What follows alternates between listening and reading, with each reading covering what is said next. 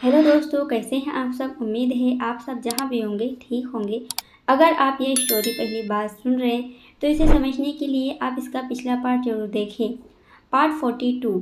औरों को अंशिका का ये बर्ताव पसंद नहीं आ रहा था, क्योंकि अंशिका जवाब तो दे रही थी लेकिन उसकी तरफ बिना देखे। औरों ने अपने आप को शांत रखते हुए उससे बात करने की कोशिश में कहा, क्या तुमने सारे फंक्शन के ड्रेस सेलेक्ट किए। अंशिका ने सिर्फ हाँ कहा। औरों के बर्दाश्त के बाहर हो रहा था उसका यूँ इग्नोर करना, क्योंकि पहले अंशिका उससे बात करने के लिए सामने से कुछ कहती थी, लेकिन उसका ये बर्ताव उसे पसंद नहीं आया और वो अंशिका की तरफ थोड़ा खिसका और उसकी बाँह पकड़कर अपनी तरफ किया। क्या हुआ, तुम इस तरह से इग्नोर क्यों कर रही हो। मैं कहाँ इग्नोर कर रही हूँ, मुझे नींद आ रही है, बस मुझे सोना है। इतना बोलकर अंशिका फिर से दूसरी तरफ होकर सोने लगती है, लेकिन औरों ने उसे अपनी तरफ किया और अपने शांत स्वर में कहने लगता है, मुझे बताओ क्या हुआ है तुम्हें। अंशिका चिढ़ी हुई थी, इसलिए गुस्से में कहने लगती है, औरों प्लीज़, आपको मेरी बात समझ नहीं आ रहा कि मुझे सोना है, नींद आ रही है। तुम्हारी आंखों में नींद तो नहीं है। औरों ने कहा, हाँ नहीं है, पर मुझे आपसे बात नहीं करनी है। अंशिका ने अपने आप को छुड़ाते हुए बोली। औरों ने अपने आप को शांत करते हुए कहा, अंशिका तुम्हारी प्रॉब्लम क्या है। क्या मुझसे कोई गलती हुई है। आपसे गलती नहीं हुई है, लेकिन मुझसे एक गलती हुई है और मुझे अब उस गलती को बहुत जल्द सुधारना है। मुझे आपसे डिवोर्स चाहिए। ये सुनकर तो जैसे औरों बौखला सा गया और उसे गुस्सा आने लगा और उसके हाथों की पकड़ अंशिका की बाह पर मजबूत हो गई और दांत भींचकर कहने लगता है, जब मुझे डिवोर्स चाहिए था तब तुमने नहीं दिया और अब तुम चाहती हो कि हमारा डिवोर्स हो। अंशिका औरों को अपने ऊपर गुस्सा होते हुए उसे अपने आप को छुड़ाते हुए बोली, हाँ क्योंकि आप लाइफ में आगे बढ़ना नहीं चाहते। उसकी बात जैसे औरों को गलत लग रही थी और उसने गुस्से में कहा, अगर तुम मुझसे डिवोर्स लेना चाहती हो तो ये ख्याल अपने दिमाग से निकाल दो। मैं तुम्हें डिवोर्स अब किसी भी हिसाब से नहीं दूंगा। और मेरा मतलब गलत नहीं था, मैं बस यही चाहती हूँ कि हमारा रिश्ता आगे बढ़े। और वो ये सुनकर शांत हो गया और उसकी पकड़ ढीली हो गई। वो गुस्से में आ गया था। अंशिका का अपने से डिवोर्स लेना गुस्सा होता भी क्यों ना, आखिर जब डिवोर्स देना था तब तो अंशिका ने डिवोर्स नहीं दी थी और अब उसे अकेला छोड़कर जाने की बात कर रही थी। बस यही वजह उसे गुस्सा दिला रही थी। मधु कमरे में थी और बेड से टेका लेकर बैठी हुई थी। उसकी गोद में एक कुशन था और शायद वो मोहित का इंतजार कर रही थी। उसकी नज़रें बार बार दरवाजे पर जा रही थी कि कब मोहित आए, और तभी दरवाज़ा खुला और मोहित कमरे में आया और दरवाज़ा बंद करके उसकी ओर देखने लगता है। एक पल के लिए मधु की सांसें मानो थम सी गई थी और मोहित से अपनी नज़रें नहीं हटा रही थी। मोहित की नज़रें भी मधु पर टिकी हुई थी। मोहित ने अपने कदम मधु की तरफ बढ़ाए, शायद वो मधु से कुछ बात करना चाहता था, और मधु मोहित को अपनी तरफ आते हुए देखकर बेड पर से उठ खड़ी हुई और मोहित को देखने लगती है और अपनी धीमी आवाज़ में कहने लगती है, क्या क्या आपको कुछ चाहिए। मधु ने अपनी लड़खड़ाई आवाज़ में बोल रही थी, क्या आपको कुछ चाहिए। मोहित को तो जैसे कुछ सुनाई ही ना दिया हो। वो तो बस मधु की आंखों में देखे ही जा रहा था और मधु मोहित को अपनी ओर यूं देखता देख अपनी नज़रें नीचे झुका लेती है और अपने दोनों हाथ आपस में रब करने लगती है। मोहित मधु का यूं नज़रें झुकाकर खड़े रहना उसके दिल को बेचैन कर गया और मोहित ने अपने कदम मधु की ओर बढ़ा लिए। मधु भले ही सामने ना देख रही हो, लेकिन मोहित को अपनी ओर आते हुए महसूस कर सकती थी, जिसे उसका दिल जोरों से धड़कने लगा और वो अपने कदम धीरे धीरे से पीछे की तरफ ले जा रही थी। मोहित ठीक मधु के पास आकर खड़ा हो गया। मधु ने मोहित को अपने इतने करीब देखकर अपनी आंखें बंद कर ली थी। मोहित ने अपना हाथ आगे बढ़ाकर मधु की चिन को पकड़ा। उसका इतना टच करना था कि मधु डर सी गई और अपनी आंखें खोलकर थोड़ी पीछे की तरफ हो गई, लेकिन पीछे बेड था जिससे वो सीढ़ी गिरने लगती है। लेकिन मोहित ने वक्त रहते ही अपने हाथ आगे बढ़ाकर उसे अपने ओर खींच लिया। ध्यान से, अभी गिर जाती तुम। मोहित ने मधु के चेहरे को देखकर कहा। मधु मोहित की तरफ देखने लगती है जो शांत था और उसकी आवाज़ में नरमी और एक अलग ही नशा था। मधु बस मोहित को देखते ही रह गई। मोहित को हमेशा से मधु की यही बात से चिढ़ होती थी कि वो उसे जल्दी किसी भी बात का जवाब नहीं देती थी जब तक वो दोबारा वही बात दोहरा कर ना कहे। और उसने अपनी पकड़ मधु की कमर पर मजबूत करते हुए कहा, क्या तुम मेरी बात का जवाब दोगी?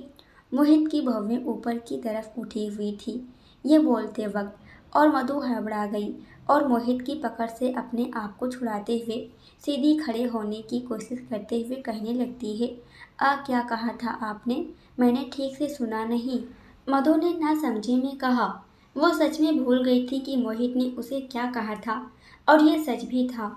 और मोहित ने उसे ऐसे ही पकड़े रखा और मोहित उसकी बात सुनकर कहने लगता है, तुम्हें शायद अपने कानों का इलाज कराना चाहिए। इलाज? लेकिन क्यों? मधु ने अपनी भोली भाली शक्ल बना ली। क्योंकि तुम्हें जब तक बात दोबारा दोहरा कर ना कही जाए तब तक तो तुम्हें सुनाई नहीं देती। अगर आप जैसा इंसान मेरे इतने करीब होगा तो मैं कैसे बोल पाऊंगी? मैं तो क्या कोई भी लड़की आपके सामने होने से कुछ नहीं बोल पाएगी। मधु ने आखिर अपने दिल की बात मोहित की आंखों में खोए हुए बोल ही दी। मोहित जो उसकी बात ध्यान से सुन रहा था ये सुनकर कुछ समझ नहीं पाया और क्यूरियस होकर पूछने लगता है, तुम कहना क्या चाहती हो? मैं कुछ समझा नहीं। मधु मोहित के ये कहने से अपने होश में आई और मोहित की पकड़ से छूटते हुए कहने लगती है, कुछ नहीं। मोहित ने उसे अपनी पकड़ से आज़ाद किया और कहने लगता है, कहीं तुम्हारा मतलब ये तो नहीं कि मैं दिखने में डेंजर हूँ? नहीं, मेरा मतलब ये नहीं है। मधु ने दूसरी साइड जाते हुए जल्दी जल्दी में बोली, तो तुम्हारा क्या मतलब था ये कहने का? मोहित ने उसे गंभीर होते हुए कहा। मधु मोहित का चेहरा देखकर डर से शहर उठी और कहने लगती है, मुझे कपड़े चेंज करने हैं। इतना बोलकर मधु वहाँ से जाने लगती है, लेकिन मोहित कहने लगता है, मेरे सवाल का जवाब दिए बिना तुम कहीं नहीं जाओगी।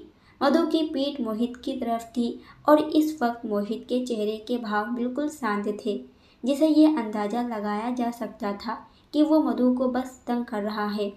मधु अपने नाखून चबाने लगती है और सोचती है, हे भगवान, मैं क्या बोल गई? मेरे कहने का मतलब क्या था और मोहित समझ क्या रहे हैं? मोहित फिर से मधु को खामोश देखकर कहता है, मेरी बात का तुमने जवाब नहीं दिया।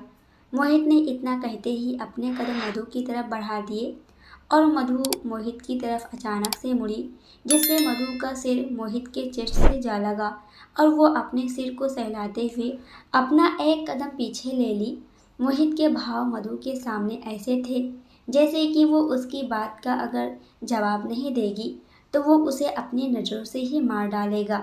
जब मधु अपनी नज़रें ऊपर उठाकर मोहित की तरफ देखती है तो मोहित उसे ही घूरे जा रहा था।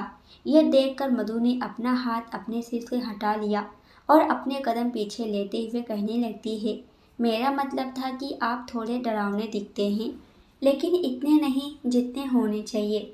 डरावना? मोहित ने थोड़े सख्त लहजे में कहा और अपने कदम मधु की ओर बढ़ाने लगा।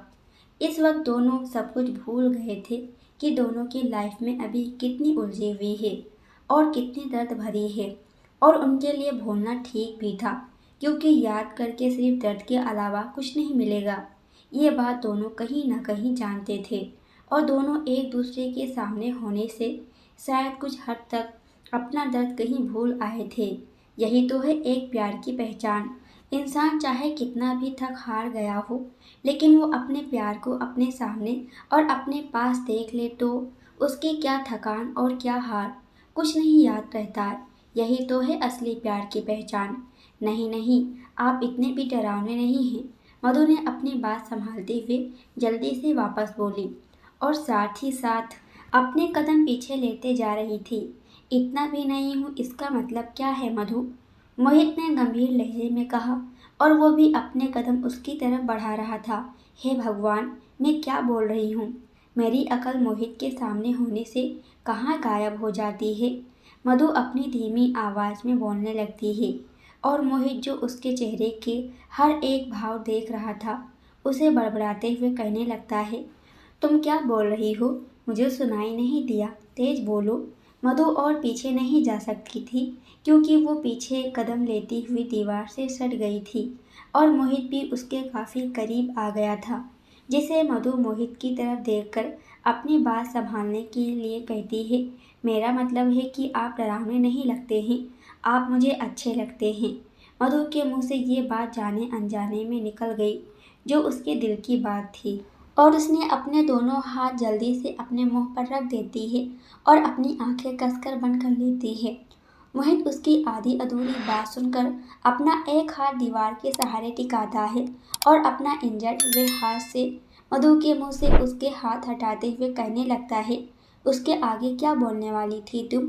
मोहित की आवाज़ काफ़ी करीब से आ रही थी मधु को, और वो मोहित की परफ्यूम की खुशबू अपने इतने करीब आती हुई महसूस करके उसके दिल की धड़कनों पर उसका काबू नहीं था, इतनी जोरों से धड़कने लगी थी। और मोहित इस बीच भूल गया था कि वो मधु के काफ़ी करीब आ गया था।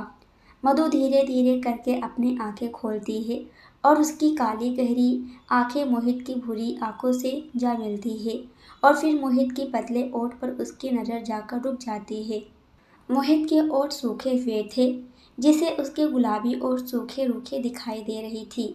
ये देखकर मधु अपने ओठों को अपनी जीभ से साफ करती है और अपनी जगह से थोड़ी हिलने की कोशिश करती है, और इस वजह से उसके हाथ मोहित के चेस्ट पर टच हो गए, और मोहित जो उसके चेहरे के भाव देखने में गुम था, मधु की ये हरकत पर जैसे कि सब भूल गया हो, और उसने अपने जो एक कदम का फासला रखा था दोनों के बीच, वो भी ख़त्म कर दिया, और दूसरा हाथ भी उसने दीवार से सटा दिया, और मधु मोहित के दोनों हाथों के बीच में थी। मोहित की गिरफ्त में मधु एक छोटी बच्ची लग रही थी। अगर मधु चाहे तो वो थोड़ी झुककर वहाँ से निकल सकती थी, लेकिन सामने मोहित था, तो उसकी हिम्मत कहाँ चलनी थी। मोहित अपना चेहरा धीरे धीरे करके उसके करीब ले गया और मधु अपनी आंखें बंद कर लेती है। मोहित अपना चेहरा उसके कान के करीब ले गया और अपनी धीमी मदहोश कर देने वाली आवाज़ में कहने लगता है, तुमने जवाब नहीं दिया। ये बोलते वक्त मोहित के और मधु के कान पर टच हो गए, जिससे मधु को गुदगुदी महसूस होने लगी थी, और मोहित का भी जाने अनजाने में मधु के कान पर अपने और टच होना कहीं न कहीं उसे भी मदहोश कर रहा था, और सब कुछ भुलाकर अपना चेहरा ठीक मधु के चेहरे के करीब ले गया। मधु को अचानक से मोहित की गर्म सांसें अपनी नाक पर महसूस हुई, और ये महसूस करते ही उसने अपनी आंखें और कस ली, और उसका दिल और जोरों से धड़कने लगा था। धड़कता भी क्यों ना, आखिर ये एहसास था ही ऐसा, हर किसी को मदहोश कर देने वाला। मोहित का भी यही हाल था। वह मधु के चेहरे के सामने अपना चेहरा लाने के लिए थोड़ा झुका हुआ था। मोहित को एक बार ख्याल आया कि वो मधु से दूर हो जाए, लेकिन मधु के शरीर से आती हुई खुशबू और उसका चमकता हुआ चेहरा कहीं न कहीं उसे दूर जाने नहीं दे रहा था।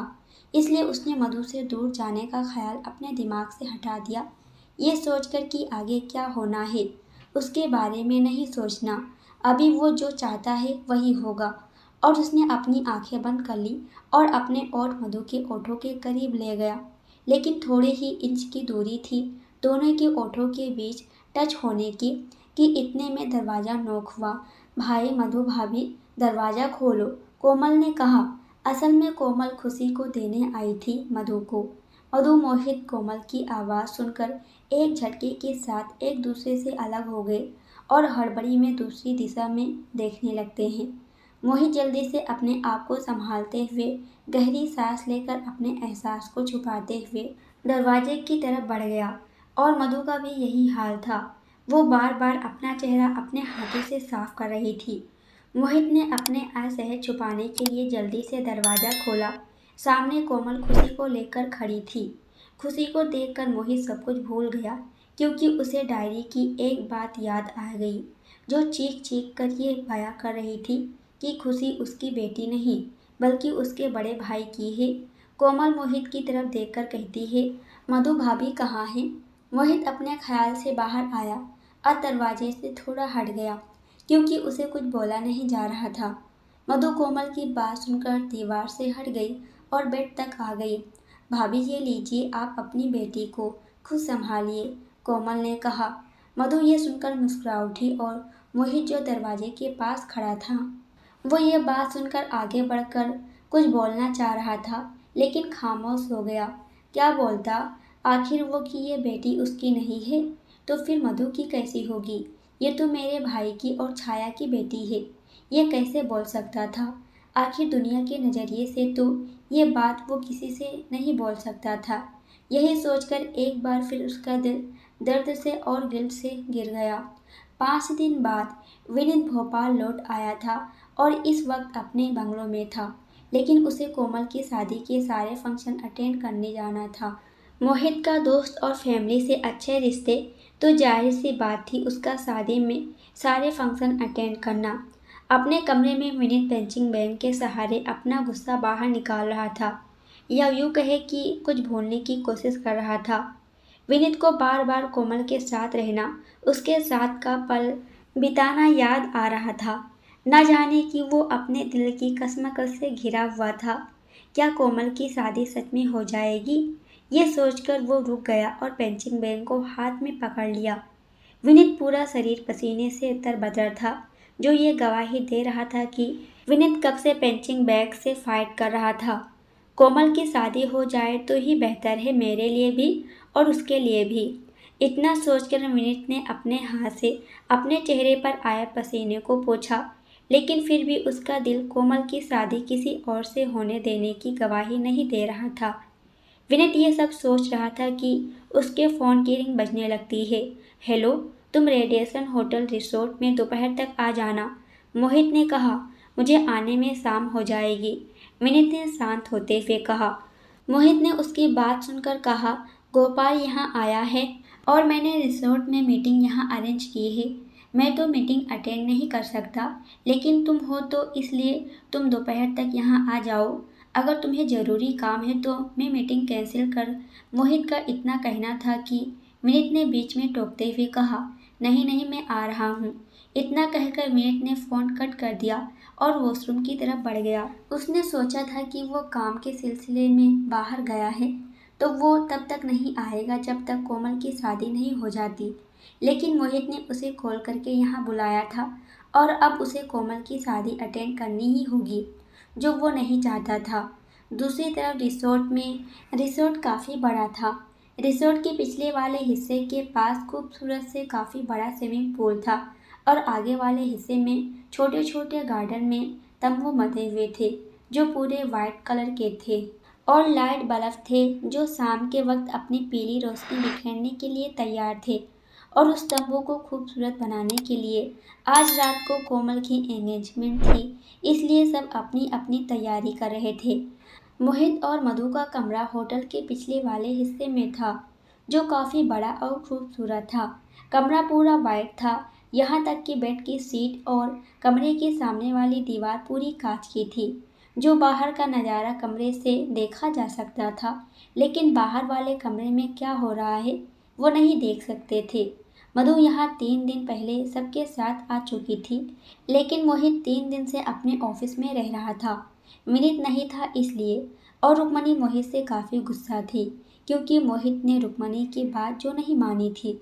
मोहित रूम में बैठा हुआ था और अपने लैपटॉप पर लगातार कीबोर्ड पर अपनी उंगलियां चला रहा था। वो भी काफ़ी परेशान हो गया था अपनी ये उलझी हुई लाइफ से, लेकिन वो सब कुछ भुलाकर अपनी नए तरीके से अपनी लाइफ जीना चाहता था। पर उसकी बुरी यादें थी जो पीछा परछाई बनकर पीछा कर रही थी। सब कुछ उसे मालूम होते हुए भी वो किसी को सच नहीं बता सकता था। यही वजह उसे काफ़ी परेशान कर रही थी और उसके दिल को बेचैन भी कर रही थी। क्या मुझे भाई से बात करनी चाहिए? यही सोचकर मोहित लैपटॉप बंद करता है और अपनी जगह से उठ गया और रूम से बाहर जाने लगता है। मधु रूम में आ रही थी और मोहित ने रूम का दरवाज़ा खोला था कि दोनों की नज़रें एक हो गई और दोनों ही एक दूसरे को देखकर उसकी बात याद करने लगते हैं कि अगर कोमल नहीं आई होती तो ना जाने क्या होता। 2 पल के लिए दोनों एक दूसरे को देखने लगते हैं और अगले ही पल मोहित ने कहना शुरू किया, मुझे बाहर जाना है। मधु ये सुनकर थोड़ा साइड हो गई और मोहित बिना रुके वहाँ से जाने लगता है। मधु मोहित को जाते हुए देख रही थी और खुद ही शिकायत कर रही थी। ये मोहित मुझे समझ नहीं आ रहे हैं। कभी मुझसे बात करते हैं तो कभी बात नहीं करते। इन्हें हो क्या रहा है? आखिर कुछ समझ नहीं आ रहा है। इतना बोलकर मधु ने गहरी सांस ली और रूम में जाकर शाम की तैयारी करने लगती है। सुबह सुबह करण शर्टलेस अपने बेड पर सो रहा था। वो काफ़ी चिढ़ रहा था नींद में, क्योंकि किचन से आ रही आवाज़ उसे सोने नहीं दे रही थी, जिसे वो काफ़ी परेशान हो गया और उठकर बैठ गया। करण के कमरे का दरवाज़ा खुला हुआ था, इसलिए उसे बाहर से आती हुई आवाज़ परेशान कर रही थी। वो अपने बेड से उठा और बिना शर्ट पहने ही अपने कमरे से बाहर निकल गया और किचन में गया। किचन में रोशनी खाना बनाने की कोशिश कर रही थी। उसका चेहरा, बाल और यहाँ तक कि कपड़े भी आटे से खराब हुए थे। किचन में सब्जी हर जगह फैली हुई थी। जितना किचन साफ सुथरा हुआ करता था, उतना रोशनी ने खराब कर दी थी। जब करण अपने किचन में आया तो उसने पहले तो अपने किचन की हालत देखी और फिर रोशनी को देखने लगता है, जो आटा गूंदने की कोशिश कर रही थी। करण अपनी बड़ी बड़ी आंखें करके उसे देखता ही रह गया। करण को रोशनी को देखकर हंसी आ रही थी, लेकिन उसने मुश्किल से अपनी हंसी कंट्रोल कर रखी थी और अपने हाथ बांधकर दरवाजे से टेका लेकर खड़ा हो गया। रोशनी ने यहाँ ब्रेकफास्ट बनाने के लिए आटा गूंद रही थी, लेकिन आटा रबड़ी बन चुका था और वो अपने हाथ ऊपर करती है तो देखती है आटा लिक्विड की तरह नीचे पड़ रहा था। यही देखकर उसका चेहरा रोने जैसा बन गया और कहने लगती है, ये क्या कर दिया मैंने? क्या सोचा था और क्या हो गया? इतने में उसने जो कॉफ़ी बनाने रखी थी वो उभर के बाहर निकलने लगती है। ये देखकर उसने जल्दी से फूंक मारने लगती है और इसी के चक्कर में उसने अपना एक हाथ गर्म पतीले पर रख दिया। आउच! वो अपना हाथ झटकने लगती है और फिर गैस के कोक को बंद करती है। इतने में करण अपनी जगह से उसके पास आया और उसका हाथ देखने लगता है। उसके हाथ में आटा था तो करण इतना तो समझ गया था कि ज़्यादा तो नहीं जली होगी। रोशनी, तुम्हें खाना नहीं बनाने आता तो फिर क्यों बना रही हो? रोशनी तो पहले से करण को देखकर चौंक गई थी और उसकी बात सुनकर कहने लगती है, आप यहाँ क्या कर रहे हैं? आप तो सो रहे थे ना? उसके हाथ साफ करते हुए कहा। करण, तुम इतना शोर नहीं करती तो मैं सो रहा होता। रोशनी यह सुनकर खामोश हो गई। तभी उसकी नज़र करण के खुले बदन पर गई और उसका मुंह खुला के खुला रह गया। करण की मस्कुलर बॉडी उसके सामने थी और उसने अचानक से अपना हाथ छुड़ाया और पीछे मुड़ गई। करण उसकी ये हरकत पर उसे कहने लगता है, क्या हुआ, तुम पीछे क्यों मुड़ गई? रोशनी मन में कहने लगती है, क्या करण पागल हैं? क्यों पीछे मुड़ गई? अगर मेरे सामने बिना शर्ट के आएंगे तो मैं कैसे इन्हें देख सकूंगी? करण उसके कुछ न कहने पर किचन देखने लगता है। किचन की हालत देखकर रोशनी से कहने लगता है, तुम किचन में खाना बनाने आई थी या आतंक मचाने? ये सुनकर रोशनी करण की तरफ देखकर नाराजगी से कहती है, हाँ तो मुझे खाना बनाना नहीं आता और बनाने की कोशिश कर रही हूँ, तो आप मुझे ये बोल रहे हैं? हाँ तो तुम्हें किसने कहा खाना बनाने के लिए? करण ने कहा। रोशनी यह सुनकर करण को घूरने लगी। घूरती भी क्यों ना, क्योंकि वो करण के लिए ही तो ब्रेकफास्ट बना रही थी और करण के सवाल तो उसके सर के ऊपर से जा रहे थे। करण रोशनी को अपनी ओर घूरते हुए देखकर कहने लगता है, मुझे इस तरह से घूर क्यों रही हो? इतना बोलकर थोड़ी देर वो खामोश हो गया और उसने अपने आप को देखा जो बिना शर्ट के था। करण ने रोशनी की तरफ देखा और अपनी नजरें कातिलाना करके कहने लगता है, कहीं तुम मेरे बारे में कुछ गलत तो नहीं सोच रही ना?